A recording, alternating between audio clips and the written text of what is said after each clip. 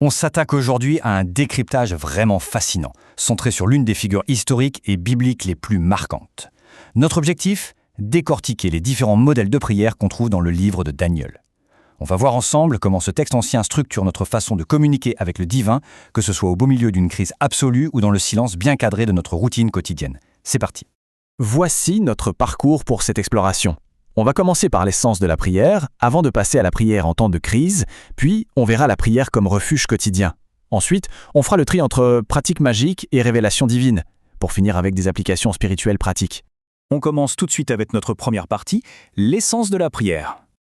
Ok, plongeons-nous là-dedans. La prière est le souffle de l'âme. C'est une métaphore vraiment puissante, signée Ellen G. White, et ça pose d'emblée un ton super contemplatif pour notre réflexion.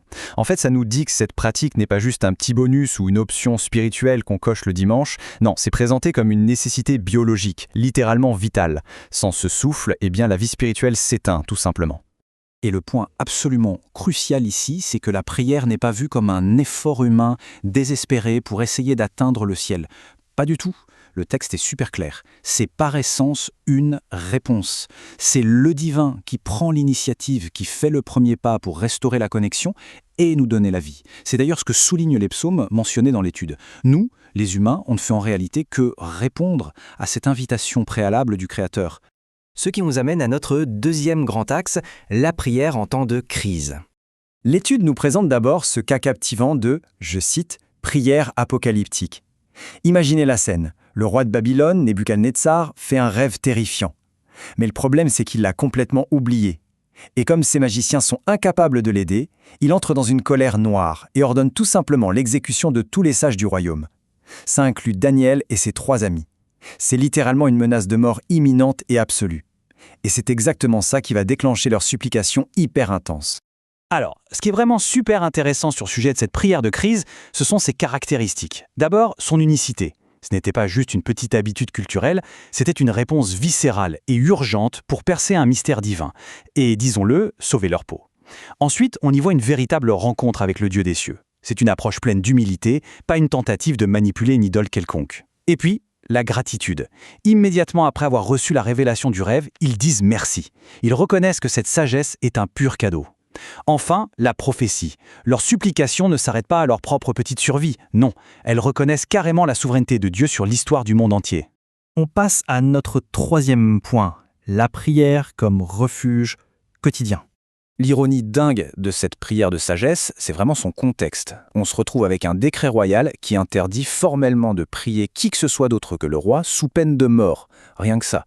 Mais Daniel, lui, il maintient le cap. La prière n'est plus juste un bouton d'urgence sur lequel on appuie en cas de panique, ça devient le tissu même de sa routine quotidienne. Et c'est frappant de regarder sa chronologie. Le matin au saut du lit, à midi alors qu'il est noyé sous des responsabilités d'État massives, et le soir avant de dormir. En fait, ce rythme nous montre que cette discipline régulière se fiche complètement des humeurs, de la fatigue ou même des énormes pressions politiques extérieures. C'est une composante vitale de sa journée, exactement au même titre que de prendre ses repas. Ce fameux rythme quotidien, il s'articule autour de quelques points clés. D'abord, la discrétion. Daniel prie dans sa chambre haute, loin des regards, pas question de faire le show. Ensuite, c'est un refuge. C'est son petit havre de paix, totalement coupé du bruit et du chaos insupportable de la cour de Babylone. L'humilité, elle, se voit par sa posture. Il se met à genoux, reconnaissant tout simplement sa fragilité humaine. Et enfin, l'espérance. En se tournant physiquement vers Jérusalem, il crie son désir de restauration et de connexion à sa source divine, même en étant coincé en plein exil. Allez, 4e partie, pratique magique contre révélation divine. Et ça illustre brillamment une différence théologique fondamentale. D'un côté, vous avez la religion chaldéenne. Eux, ils misent tout sur des pratiques magiques purement terrestres. En gros, ils pensent que s'ils utilisent les bonnes formules humaines et la bonne technique, ils peuvent manipuler le divin. Mais la foi de Daniel, c'est tout l'inverse. Elle repose sur la révélation divine, avec un double mouvement vraiment magnifique. La supplication monte vers le ciel, et en retour, la réponse redescend, offerte gratuitement, sans qu'on ait besoin de la mériter. C'est une relation de dépendance et de confiance totale, pas une tentative de contrôle. Ce qui nous amène à notre toute dernière section, les applications spirituelles pratiques. Toute cette belle profondeur théologique, c'est bien beau, mais comment on la traduit en action tangible ? Eh bien, l'étude propose un véritable guide étape par étape avec 5 activités super pratiques. C'est littéralement un mode d'emploi pour enrichir notre quotidien spirituel d'aujourd'hui en s'inspirant directement des habitudes en béton qu'avait Daniel. Voyons un peu comment tout ça s'articule étape par étape. Étape 1, formuler une prière unique. L'idée, c'est d'arrêter le pilote automatique, vous savez, ces prières récitées de façon mécanique avant les repas où on ne sait même plus ce qu'on dit. Étape 2, cultiver une gratitude ultra spécifique. Fini les grands merci vagues. On prend le temps d'identifier et de remercier consciemment pour des expériences précises qu'on a vécues dans la journée. Et étape 3, prier avec espérance. L'objectif, c'est de garder en tête cette perspective à long terme, un peu comme les premiers chrétiens qui se saluaient en disant Maranatha, pour toujours orienter nos pensées vers un horizon spirituel bien plus large. Et pour consolider tout ça, on a les 2 dernières étapes. Étape 4, aménager un lieu secret et spécial. Se créer un vrai petit sanctuaire physique dédié au silence, c'est le meilleur moyen de mettre une barrière solide contre toutes les distractions de nos vies à 100 à l'heure. Enfin, l'étape 5, prendre un vrai temps d'humilité à genoux. Le fait d'adopter consciemment cette posture de recueillement, ça engage le corps tout entier dans la démarche. Ça souligne qu'on est sincèrement prêt à recevoir un vrai renouveau spirituel.